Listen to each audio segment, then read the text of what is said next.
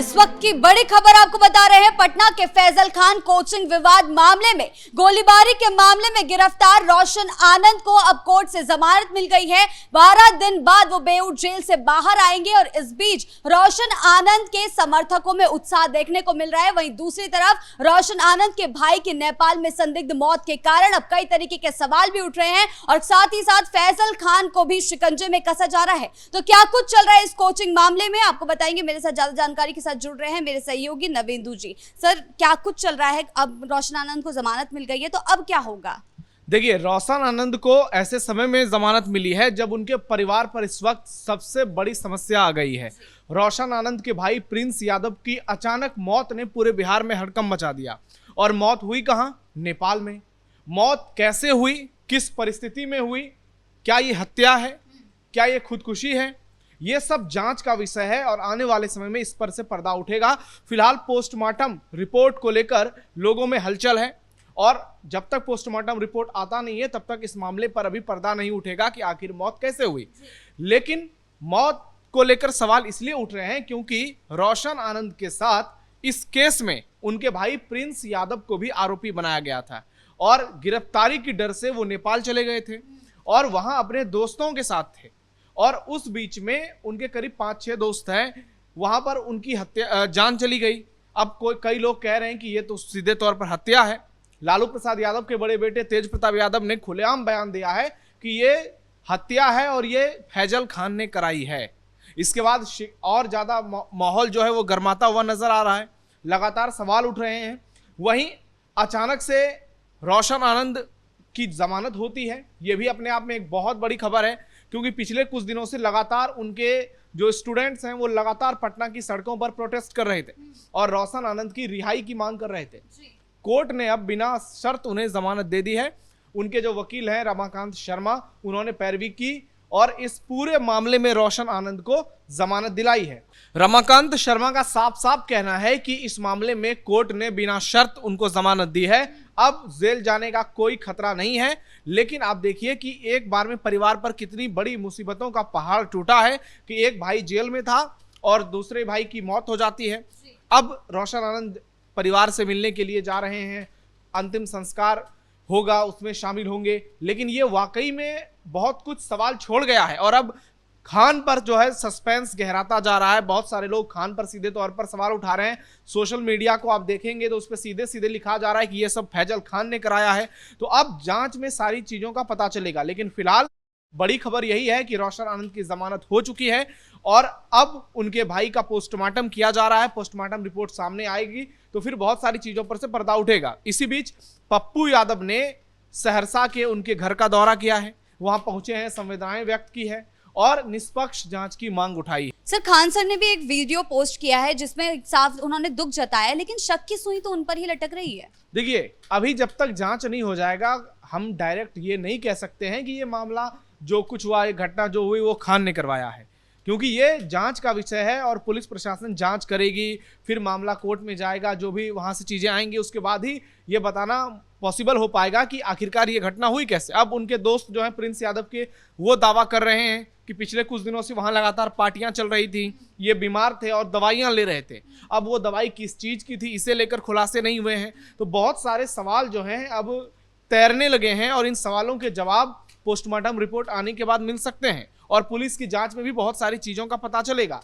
लेकिन जिस तरीके से अब इस पर राजनीति छिड़ गई है, खान को लेकर लोगों के मन में बहुत सारे जो सवाल पहले से थे वो और ज्यादा तेजी से बढ़ने लगे हैं और लोगों को लगता है कि ये फैजल खान जो है ये वाकई में एक नंबर का झूठा, एक नंबर का मक्कार और फरेबी है। आप देखिए, इसने वीडियो पोस्ट किया है, दुख जता रहा है। आप वीडियो देखेंगे तो आपको लगेगा कि ये ढोंगी नाटक कर रहा है सीधे सीधे।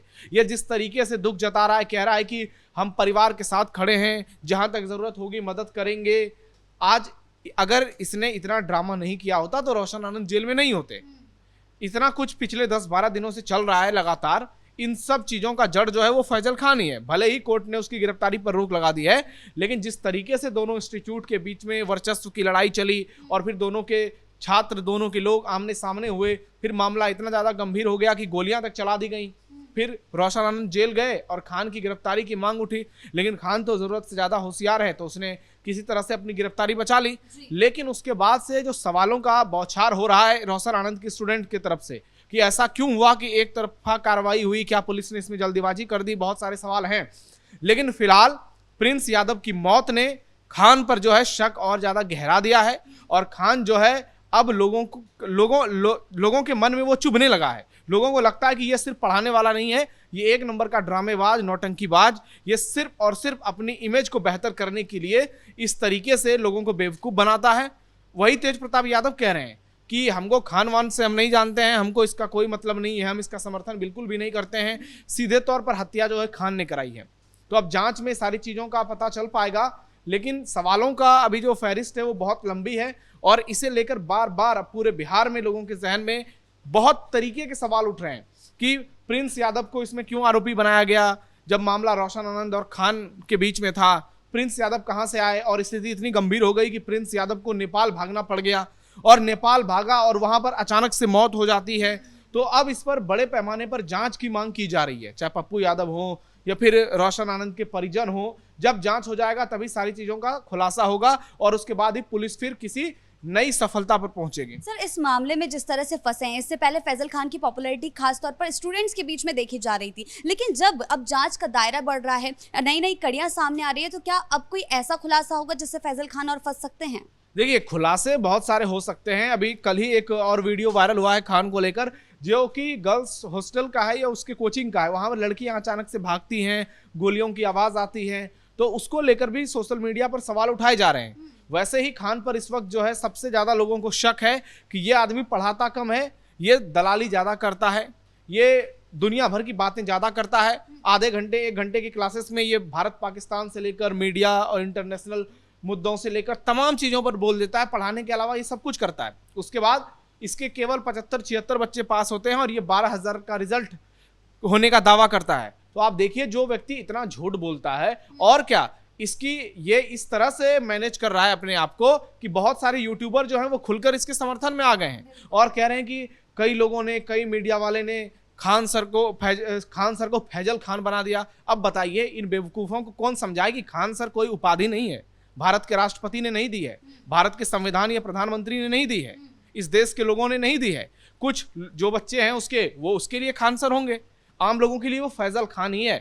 और अगर उस पर इतने बड़े आरोप लगे हैं, वो सीधे तौर पर इतने मामलों में फंसता जा रहा है, उसकी फुहड़ता वाली भाषा कई वीडियोस में एक्सपोज होती है, तो वो व्यक्ति निश्चित तौर पर सम्मान के लायक नहीं है। सर, एक सवाल ये भी उठ रहा है कि 41 रुपए कमाने वाला फैजल खान आज करोड़ों का मालिक कैसे बन गया? यही तो आरोप उसके पड़ोसी भी लगा रहे हैं देवरिया में कि इसने बहुत सारे लोगों का जमीन कब्जा लिया है, बहुत सारे लोगों की संपत्ति हड़प ली है। अपने घर के आगे में इसने जिस तरीके से अपना पूरा साम्राज्य खड़ा किया है, पटना से लेकर देवरिया तक, अब लोगों को लग रहा है कि इस व्यक्ति ने निश्चित तौर पर बहुत बड़े स्तर पर कुछ बड़ा किया है। हालांकि इसके स्टूडेंट्स की संख्या तो अच्छी खासी है, यूट्यूब से भी बहुत कमाई होती है, लेकिन ये जिस तरीके से अपनी छवि को बड़ा करके दिखा रहा है लोगों के सामने, बहुत सारे लोगों को डरा धमका कर रख रहा है।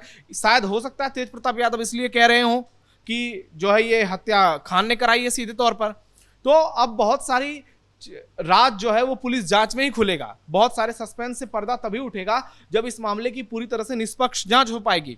नेपाल, अब तो आप देखिए, पटना से लेकर देवरिया तक का मामला नहीं रहा, अब बात नेपाल तक पहुंच गई है और पूरे बिहार में अब इस बात को लेकर जंग छिड़ी हुई है कि खान बनाम रोशन आनंद, आखिरकार सच कौन बोल रहा है। कई लोग रोशन आनंद के समर्थन में हैं, कुछ लोग खान के समर्थन में हैं और पटना में इस वक्त जो है दोनों कोचिंग के बीच वर्चस्व की लड़ाई ने स्टूडेंट के भविष्य के साथ खिलवाड़ कर दिया है। और जो बच्चे अपना सब कुछ छोड़कर वहां गए थे, उसके बाद बहुत सारी उम्मीदों से इन लोगों के सामने एडमिशन कराया था, अब वो धुंधली होती हुई नजर आ रही है। और यही कोर्ट ने आज कहा भी, रोशन आनंद की जो जमानत हुई है, जज ने कहा कि आप लोग अपने आप में हेल्दी कंपटीशन करिए, आप एक दूसरे को नीचा दिखाने की जो कोशिश करते हैं ये ठीक नहीं है, क्योंकि एक शिक्षक से इतनी उम्मीदें होती हैं कि वो इन चीजों से खुद को दूर रखे। लेकिन आप देखिए, खान के वीडियो उठा के देख लीजिए, आपको हजारों ऐसे वीडियो मिल जाएंगे जिसमें वो सिर्फ और सिर्फ बकवास करता हुआ नजर आ रहा है। और इसी को लेकर लोग सवाल उठा रहे हैं कि ये आदमी पढ़ाता कम है, ये जरूरत से फालतू की चीजें जो है वो ज्यादा, डायलॉगबाजी ज्यादा करता है और इसलिए अब वो लोगों के निशाने पर है। और आप देखिए उसकी बॉडी लैंग्वेज कितनी परिवर्तन आ चुकी है उसमें। अब वो पहले के जैसा आपको नजर नहीं आ रहा होगा अपने वीडियो में, क्योंकि उसको मालूम चल चुका है, इस बात का अंदाजा भी हो चुका है कि अब जो है स्थिति उसके खिलाफ हो चुकी है। कुछ बच्चे भले ही उसका सपोर्ट कर दें, कुछ गिद्दा मीडिया वाले भले ही उसका सपोर्ट कर दें, लेकिन अब जनता में उसे लेकर आक्रोश है और ये आक्रोश जो है जन आक्रोश में बदलता जा रहा है। और अब प्रिंस यादव की मौत ने मामले को और ज्यादा गहरा दिया है। अब देखना ये होगा आगे चलकर इसमें क्या नए खुलासे होते हैं। जी बहुत बहुत धन्यवाद आपका इन तमाम जानकारियों के लिए। तो कुल मिलाकर फैजल खान के मामले में कोचिंग संस्थान में जो गोलीबारी हुई थी उसके बाद रोशन आनंद को गिरफ्तार किया गया था और अब 12 दिन बाद रोशन आनंद जेल से बाहर आ रहे हैं, लेकिन इस बीच उनके भाई की मौत ने कई तरह के सस्पेंस को और बरकरार कर दिया है। तेज प्रताप यादव ने जो इल्जाम फैजल खान पर लगाया है, आगे चलकर देखना यह होगा कि इस मामले में और क्या कुछ नए खुलासे होते हैं। ब्रेकिंग न्यूज में फिलहाल मेरे साथ इतना ही। कैमरा पर्सन राजकुमार के साथ मैं शिवानी रतूड़ी, कैपिटल टीवी बिहार।